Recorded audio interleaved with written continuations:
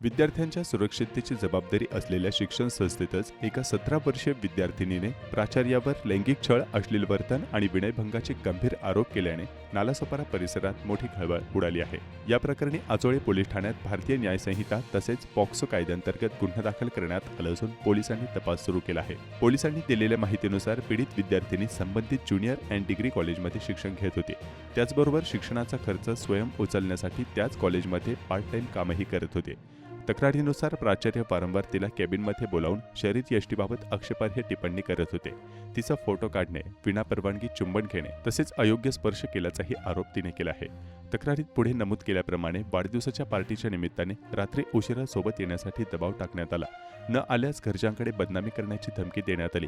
तसेच एका हॉटेलमध्ये रात्री थांबण्याचा प्रस्तावही दिल्याचा आरोप आहे।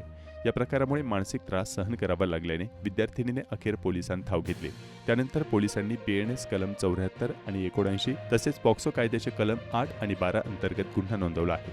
शिक्षण संस्थांमध्ये विद्यार्थ्यांच्या सुरक्षिततेबाबत पुन्हा एकदा गंभीर प्रश्नचिन्ह निर्माण करणाऱ्या या प्रकरणाचा पुढील तपास आजोळे पोलीस करत आहेत।